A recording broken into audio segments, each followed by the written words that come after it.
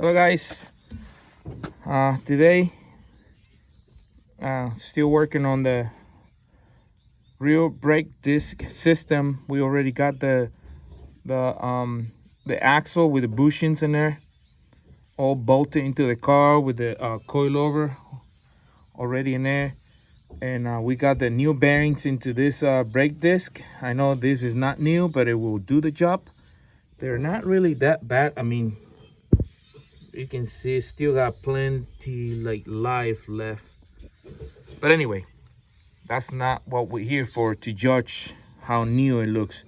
The problem with this, I thought that the Mark IV brake caliper will bolt into this the spindle, and turns out, I mean, it bolts into the spindle, yes, into the spindle bracket, but it doesn't work because this rotor sits inside and the caliper bracket sits outside, so it's like more fat.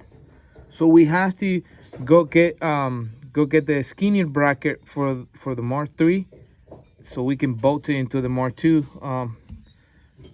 setup. So I don't know if you can see down there, but see, it's skinnier. It's real tiny. I know I'm not using the shield because we're not gonna use the shield. And but yeah, what I'm trying to tell you guys, the Mark III bracket will bolt into this, also the Mark IV, but the brake rotors not gonna work with the Mark IV. The brake rotor Mark III not gonna work with the Mark IV calipers, rear calipers. So we have that problem. So I went to the there's a guy right here that has Volkswagen's, tons of Volkswagen's parts.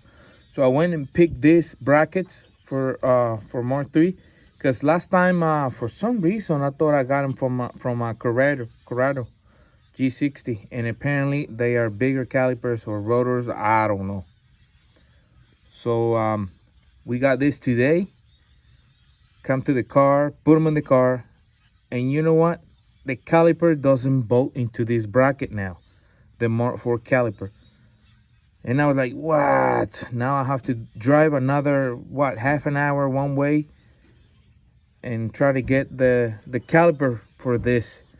And I had them in my hands, but I left them over there. I was like, I don't need that. I just need the bracket, because I got plenty calipers in my house. And it's true. I got plenty calipers in my house. Same thing in here. Same thing. We don't have the caliper.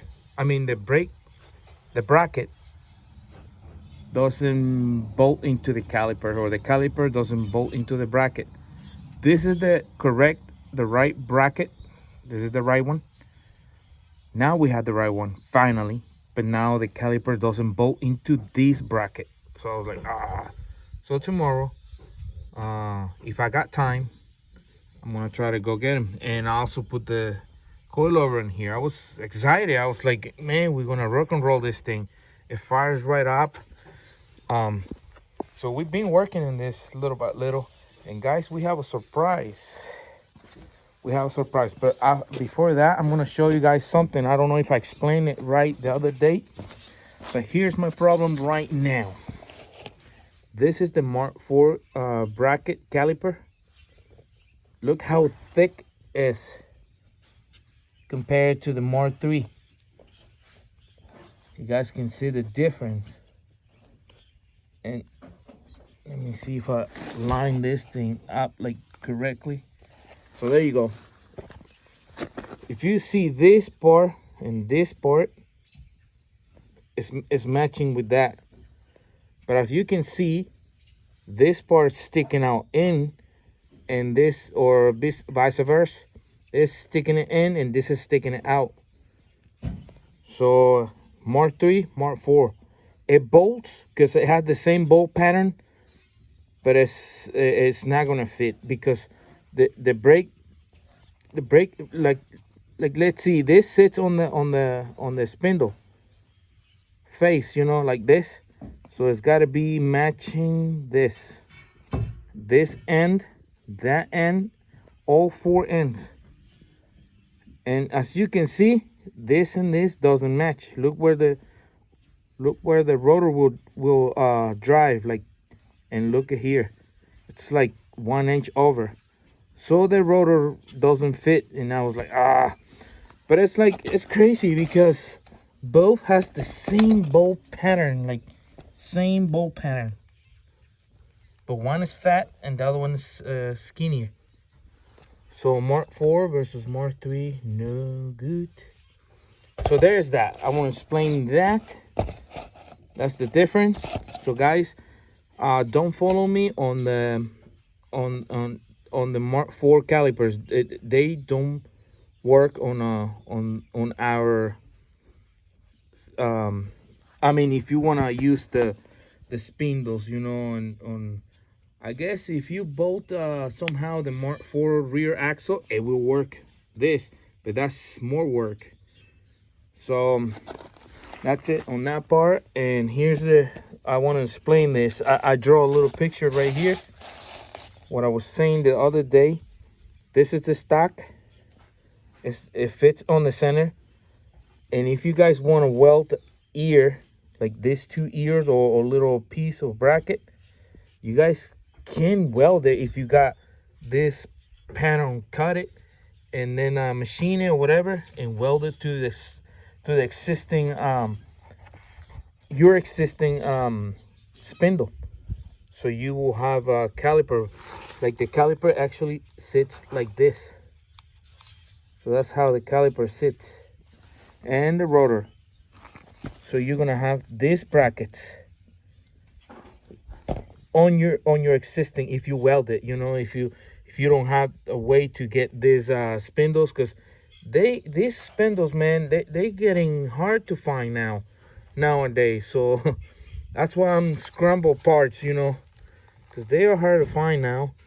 And so there is, just in case that you don't have a way to find spindle ready for the brackets, you can use yours. And well, I mean, weld this piece on the back and you're good to go. That's like 1/2 inch steel, metal steel, whatever. And this is the one with the easy. This is already easier, you see. There you go, it's how it looks. So I'm gonna say this in there. And now to the good part.